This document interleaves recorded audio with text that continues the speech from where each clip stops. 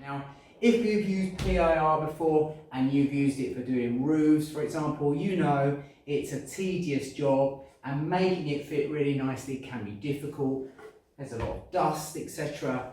And also making sure it performs properly is really, really key. And you really don't know that it does perform properly until you go around afterwards with a thermal imaging camera and see cold spots and all the rest of it, where you just haven't been able to get it to fit in between the rafters, which may undulate slightly very well. So what I'm going to do for you, it's a quick video, is we've got all of our Ecotherm, we've got some Kingspan here, and we're going to use that all over the roof. We've got 100mm in between, and then we've got a thermal board which has got a 25mm Kingspan on it, a 12mm tapered edge plasterboard over the top, which gets us up to the values we want. But making it work properly, we're going to use a new product by a company called Gapotape, and it's basically like a memory foam which gets taped onto the edge, and it gives you a really nice friction fit between the rafters, and it takes up any of those gaps or cuts that you may have done. If you're using a handsaw, it wanders a little bit. So we're going to try and eliminate that and make it actually work perfectly. So what I'm going to do, I've got a new Festool insulation saw that a lot of people are talking about now. I tried it out a couple of times before buying it. This is the one I've got. You have to get an additional blade, which is for the PIR, which is more like a saw blade. What I'm going to do is make myself a cutting table. It's worth doing, it won't take me very long. And if you get this stuff delivered or drywall stuff delivered, you get those nice big long pallets. I'm going to use a couple of those pallets to make me a table. I'm going to use my long rail, so I've got a 2.7 meter rail. I'm going to stiffen that with a little bit more aluminium, and I'm going to run my new insulation saw all the way down that to make perfectly parallel cuts. Now the beauty of the Gapotape is you cut slightly under, say 10mm underneath, and then you put the tape on and you get a really nice friction fit. So I'm going to get on now. I'll show you roughly what I'm going to do with the table. So I've got a typical pallet outside. Okay, so a really long pallet, and it's, you know, something like this. I'm going to actually use this to break it in half, and so you'll have one bit of the pallet there. I'm going to use a 7x2 on each side of it, 7x2 on there. I have half a pallet there, half a pallet there. I'm then going to use a timber to join those together, either end. So there'll be a gap down the middle here, a timber on the end like this, and then I will attach a block and my long rail I'll put there. And then I'll make sure then that when I slide my boards in, either the full length, the full width, so the 2.4 this way, I can then get it to a point and keep it cut and just cut parallel with the saw, and I can just do loads of repeat cuts because I've got plenty of these to do. I just think that will save me a lot of time.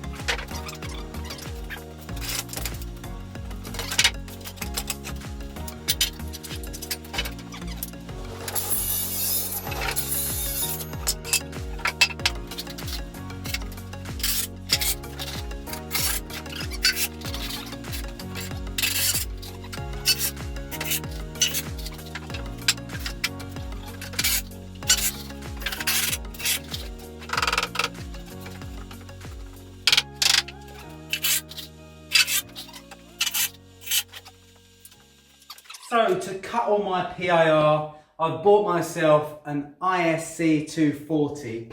This is a Festool 18-volt tool. And basically it has a very long blade, a very stiff riving knife. It's like a large jigsaw.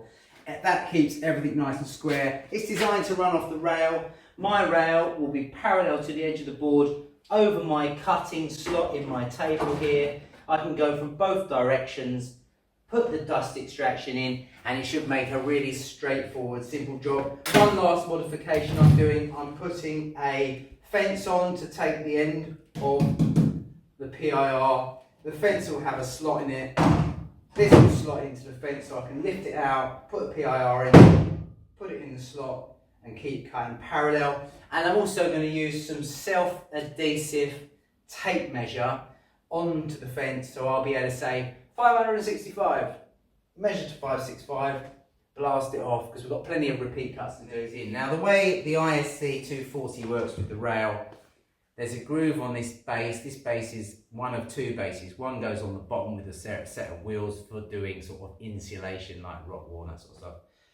But what this one does is it clips on the edge of the rail here, and the blade is exactly 50 millimeters away. So I know when I'm setting out my panels to add on 50 millimeters, and that gives me the exact size I need. So on our table, we've made this just out of an old pallet, some spare 7x2 we had, and it's basically just made out of sight offcuts that we found. We've got my long rail here, which is from end to end. I've attached this piece of box section aluminium, again, something I just had knocking around. And what that does is it creates something really stiff. And at the end of our table, we've got these MDF stops, which keep it all nice and true. So the idea is we just lift it out, drop a board in, slide it along, and cut straight through it. I'm going to do a cut now. I've got dust extraction. I'll pull off the blade guard, and away we go. Bit of dust extraction.